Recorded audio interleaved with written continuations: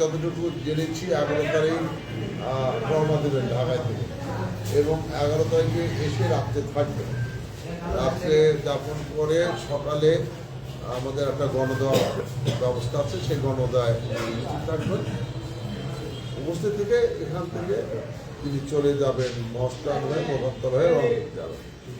তো এই যে আমাদের প্রোগ্রাম, সেটি হলো দোয়া মাহফিলকে আমাদের হলো পরিচিত প্রোগ্রাম।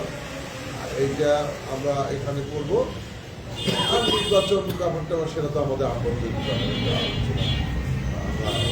বগুড়ার জনগণের কাছে আমাদের অ্যাপিল, বগুড়া জনগণ বিগত দিনেও বিএনপিকে ভোট দিয়ে রাষ্ট্র ক্ষমতায় পাঠিয়েছেন।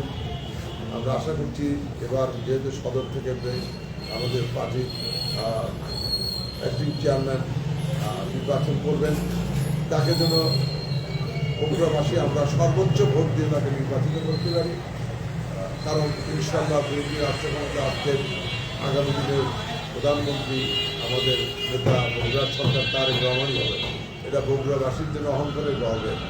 তো সেই ক্ষেত্রে বগুড়ার আমি মনে করি সবাইকেই তারেক রহমান হয়ে কাজ করতে হবে।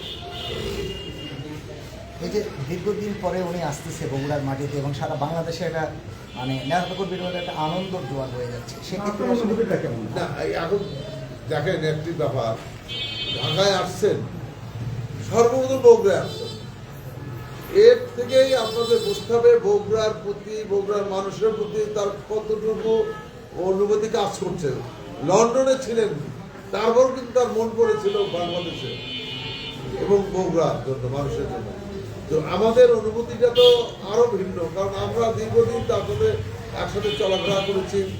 উনি আমাদের যে সঙ্গে নিয়ে বিভিন্ন স্থানে নিয়ে গেছেন, আমাদেরকে বিভিন্ন কাজ দিয়েছেন এবং আমাদের নেতা তারেক রহমান ডেভেলপমেন্ট ওয়ার্কগুলো এখানে করেছেন, সেখানে আমাদেরকে দিয়েছেন।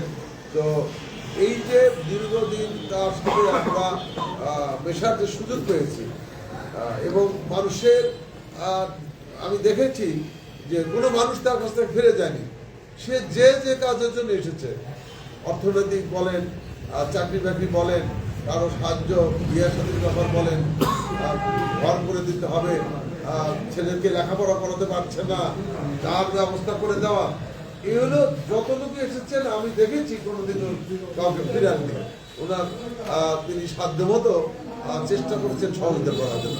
তো এই যে ফিলিংসগুলো আমাদের কাজ করছে, বগুড়ার মাঠে ঘাটে ময়দানে ঘুরে বেরিয়েছেন, দিনে রাত্রে ঘুরে বেরিয়েছেন। তো আমাদের এই যে আমাদের জন্য অত্যন্ত আনন্দের এবং অত্যন্ত অহংকারের বিষয়, গর্বের বিষয় যে আমাদের নেতা বগুড়া আসছে। এখন তো আর আমাদের নয়, সারা বাংলাদেশের নেতা। আগে যখন বগুড়া আসতো তখন প্রধানমন্ত্রী ছেলে হিসেবে আসতো, এখন আসছেন পার্টির প্রধান হিসেবে এবং ইনশাআল্লাহ আগামী দিনে বাংলাদেশের প্রধানমন্ত্রী হবেন আমরা আশা করছি। তো কাজেই এখন গোটা বাংলাদেশ নিয়ে চিন্তা করবেন। বগুড়াকে নিয়ে চিন্তা করার সময় কতটুকু পাবে জানি না, কিন্তু আমরা মনে করি বগুড়ার সন্তান হিসাবে এখানে তার যে বগুড়ার মানুষের প্রতি যে ফিলিংস, সেটার জন্যই হয়তো বগুড়া থেকে তার এই যে বগুড়া আসা। ভাই উনি এসে তো পার্টি অফিসে আসবে, ওনার রুমটা কি আপনারা? পার্টি অফিসে আসবে কি আসবে না তা বলতে পারবো না, কিন্তু তিনি যে রুমটিতে বসতেন, এই বিএনপি অফিসে আসতেন, বসতেন, আমরা তার পার্টি অফিসটা সংস্কার করি, তার রুমটা সংস্কার করি যদি আসেন।